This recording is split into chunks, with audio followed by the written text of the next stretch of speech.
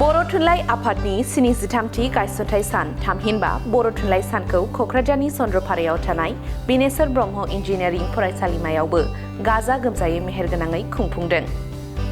फरायसालिमा बर' थुनलाइयारि आफादनि बानजायनायाव दिनै सानसेनि हाबाफारिजों खुंफुंनाय बे हाबाफारियाव फुंबिलियाव बर' थुनलाइ आफादनि फिरफिला बिरहोनाय, मुंख्लंफोरनि मुङाव बिबार बावनाय, आलारि बाथि सावनाय हाबाफारिखौ मावफुङो बिनेश्वर ब्रह्म इन्जिनियारिं फरायसालिमा बर' थुनलाइयारि आफादनि लेङाइ आफादगिरि रैसुमै ब्रह्मआ। फुंबिलिनि हाबाफारिया जोबनायनि उनाव माखासे थुनलाइयारि बादायलायनाय, हारिमुआरि दिन्थिफुंनाय आरो मोनसे सावरायमेलबो खुंफुंनाय जायो। बे हाबाफारियाव गाहाय आलासि महरै बाहागो लायो साहित्य अकादेमि पद्मश्री डक्टर मंगलसिं हाज'वारिजों लोगोसे गसाइगाव हिनजावसा गोजौ फरायसालिनि बारग' गाहाय फोरोंगिरि अनुरानी बसुमतारी मोनहा। बर' थुनलाइनि गोथार गायसनथाइ सानजों लोब्बा लाखिनानै पद्मश्री डक्टर मंगलसिं हाज'वारिया खौरां बिजोङाव माखासे बाथ्रा बुंथियो। लोगोसे हाबाफारिखौ बिथा खालामनानै खुंफुं आफादनि सोद्रोमा फरायसुला प्रमद बसुमतारीयाबो माखासे बाथ्रा फोरमायथियो। क'क्राझारनि बि इन्जिनियारिं कलेजाव फोरोंगिरि आरो फरायसाफोरनि नाजानायाव दिनै 16 नभेम्बर गोथार थुनलाइ सानखौ खुंनाय समाव आङो आलासि महरै बाहागो लाफैनानै थारैनो गोजोननाय मोनदों। बेयाव इन्जिनियारिं कलेजनि फरायसाफ्रा गोसो गुदुङै बाहागो लानाय, हाबाफारि बादियै मोसानाय, मेथाइ रोजाबनाय बेफोर जानायाव थारैनो रंगिना संगिना जादों आरो जोंनि आलासिफ्राबो नांगौ रोखोम बिबुंथि लाखिनानै गोजोन होनो हादों होननानै आं सानो। बेयाव फरायसाफोरनि जा थुलुंगा, बे थुलुंगा थाबाय थागोन आरो 16 नभेम्बरखौ इयुनावबो बेबायदिनो खुंलांबाय थागोन होननानै आं मिजिंथियो। बेनि गेजेरजों बर' राव थुनलाइ हारिमु सोदोमस्रि जौगानायनि, दावगानायनि आरो मुलुग दरबाराव सौहैनायनि खामानियावबो जोंनि फरायसाफ्रानो, दानि फोरोंगिरिफ्रानो बा बैसोगोरा लाइमोन बयबो हेफाजाब मदद होनानै जौगालांहोगोन आरो जाफुंसार होगोन होननानै आं मिजिंथियो।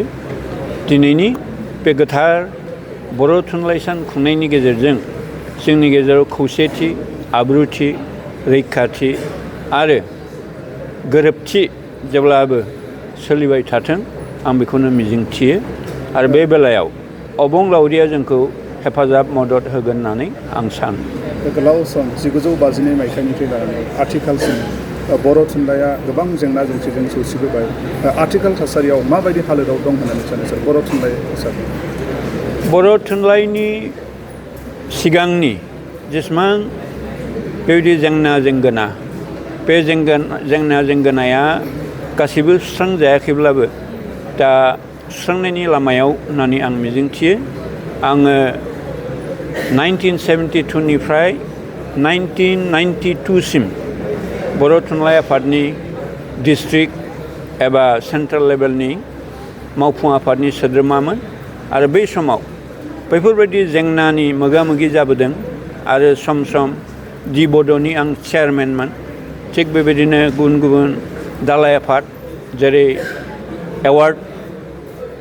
एवार्ड साब कमिटि, थिग बेबायदिनो हेर'इन कनस्ट्राक्सन साब कमिटि, थिग बेबायदिनो कर्सेस एन्ड सिलेबास साब कमिटिनि कनभेनर, आरोबाव बड' पाब्लिकेसन बर्डनि चिफ कनभेनर, बेफोरबायदि बिबान रुजुनबोनानै जों रोंगौथि मोनदों जे जेंना जेंगोनाया गोबां, बेखौ सुस्रांनो सम नांगोन।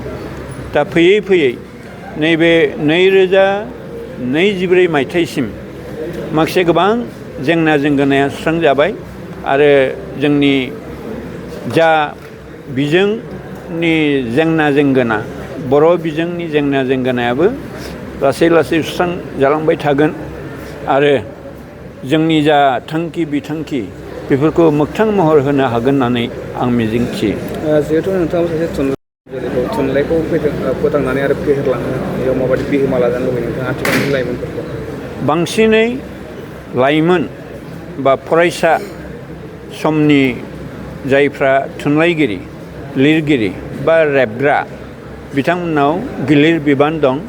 बेनो जाबाय बिथांमोना थुनलाइ सोरजिनांगौ गोदान गोदान, आरोबाव गुबुन रावनिफ्राय राव सोलायनांगौ, बर'खौबो आरो गुबुन रावाव राव सोलायनांगौ। बे खामानिखौ मावोब्ला जोंनि गोबां थुनलाइ फेहेरनाय जागोन।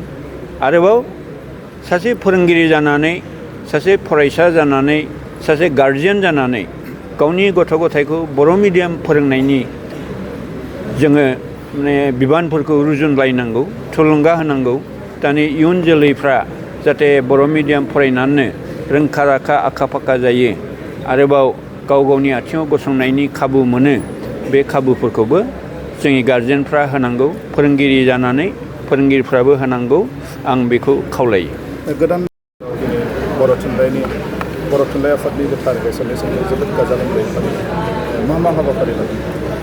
गिबियावनो आङो दिनैनि जोंनि नैबे हाबाफारि खुंनायखौ खौरां लाफैनाय मोनफ्रोमबो खौरांगिरि बिथांमोननिसिम आं गिबियावहाय आंनि गोसो गोरबोनिफ्राय साबायखर बावहरदों।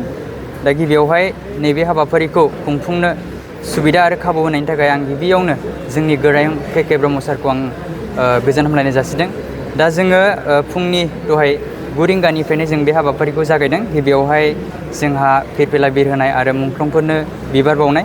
जोंहा फिरफिला बिर होनाय हाबाफारिखौ जोंनिनो मानगोनां जोंनि थुनलाइयारि आफादनि लोगो आफादगिरि मानगोनां रैसुमै ब्रह्म मेडामा बे हाबाफारिखौ मावफुंना होदों। दा बेनि उनावहाय जोङो सिङावहाय नैबे सेमिनार हलावहाय जोङो थुनलाइयारि बादायलायनाय मोननै आयदा जों बेखौ खुंफुंदों। गिबियावहाय जोङो मिथिखायै बुंनाय बादायलायनाय आरो नैथियावहाय जोङो लिरबिदां फरायनानै सोंलु सोरजिनायजों लोगोसे फिननाय लिरनाय बेखौ खुंदों। आरो बिनि उनावहाय जोङो नैबेयावहाय माखासे मोसानाय एबा हारिमु दिन्थिनाय आयदा लादों। आरो बिनि उनावहाय जों जोबथारनायावहाय नैबेयावहाय सावरायमेल बे हाबाफारिखौ जों लानाय जादों। दा जोंहा जोंजों हांख्रायजानाय महरै जोंनिनो मानगोनां पद्मश्री डक्टर मंगलसिं हाज'वारि मानगोनां गेदेमा सारा जोंजों बाहागो लाफैदों। आरो लोगोसे बिथांजोंनो गसाइगावनिफ्राय जोंहा मानगोनां अनुरानि बसुमतारी मानगोनां मेडामाबो जोंजों बे हाबाफारियाव बाहागो लानानै जोंनि गासैबो हाबाफारिखौहाय साबसिनै साक्सेसफुल खालामफैदों। आं बेखिनिखौनो बुंबाय।